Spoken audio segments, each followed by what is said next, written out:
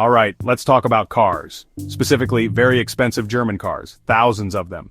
Currently, they are not elegantly cruising down your local boulevards, oh no.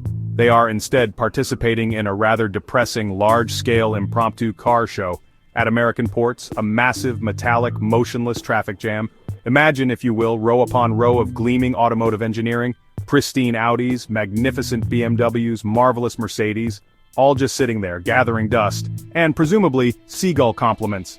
This isn't a quirky art installation, it's a full-blown crisis. A sudden shocking halt to the flow of luxury, like a champagne pipeline suddenly clogged with, well, tariffs. This isn't just a handful of vehicles, mind you. We are talking about thousands upon thousands, a veritable sea of high-end automobiles, stuck in a kind of vehicular purgatory. They've made the long journey across the Atlantic, only to be marooned, just shy of their final destinations. Dealerships, driveways, and midlife crises. So close, yet so far. Welcome to the German auto standstill. So, what's the gigantic spanner in these finely tuned German works? Tariffs, of course. Because if there's one thing the previous and now current Trump administration loves, it's a good old-fashioned trade barrier.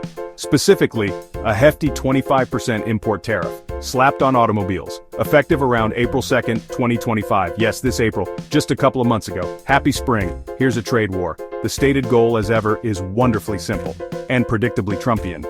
Bring manufacturing operations back to the U.S., that's the rallying cry. Make America build again or something.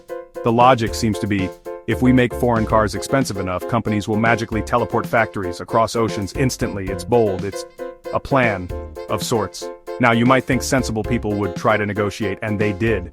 The European Union actually proposed a zero-for-zero deal, meaning, let's eliminate all tariffs on industrial goods, including these very cars. Sounds reasonable, right?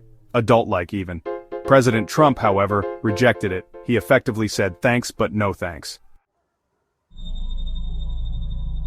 The reaction from German automakers? About as calm as you'd expect. Picture a finely engineered German machine, suddenly encountering a very large orange brick wall. Audi, for instance, slammed the brakes. Hard. They suspended all vehicle deliveries to the US after April 2nd, the day the tariffs hit. No new Audis for you, unless you like the ones already here, which, to be fair, there are quite a few. And by quite a few, I mean approximately 37,000 Audi vehicles. That's right, 37,000. Either already in US inventory or stuck at the ports. Just chilling. Audi dealers were told to make do with existing stock. Good luck with that.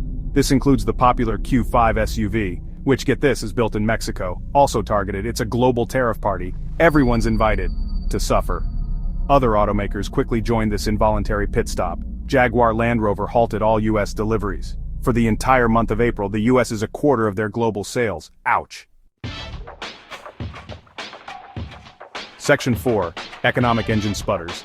Pain on both sides of the pond. Now let's talk about the ripples. Because this isn't just about fancy cars, or grumpy Germans. This has real consequences in the United States too. American dealerships are facing uncertainty. Fewer cars to sell means less business. Port operations are congested. Logistical headaches abound. And regional economies that rely on this trade, they're starting to feel the pinch. It's almost as if global trade is connected. Who knew? Consider Stellantis, the folks behind brands like Jeep and Ram. They've had to temporarily halt production at one Canadian plant and one Mexican plant due to these tariff-related disruptions. And that in turn means temporary layoffs for about 900 US employees. American workers losing work because of a policy designed to help American workers. The irony is so thick you could pave a road with it. A very bumpy, tariff-laden road. Meanwhile, across the Atlantic, Germany is nursing a significant economic migraine.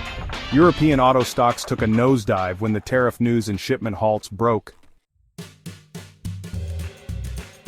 Section 5. Detour Ahead. Navigating a New World Auto Order. So, where do we go from here? The road ahead looks, well, uncertain and expensive.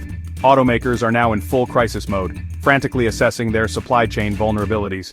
Because this new trade barrier isn't just a temporary pothole, it's looking more like a permanent roadblock. They need to revamp logistics, pricing, and maybe even production for the massive US market.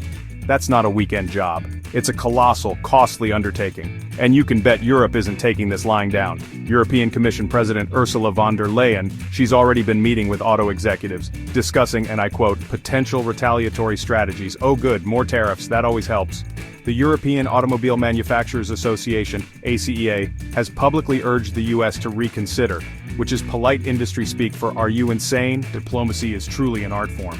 The immediate future for these German luxury brands in the US is murky. Thousands of cars remain in limbo. Dealerships are rationing stock. Consumers are facing higher prices or longer waits. This isn't just about Audi, BMW, or Mercedes, it's about the architecture of global trade.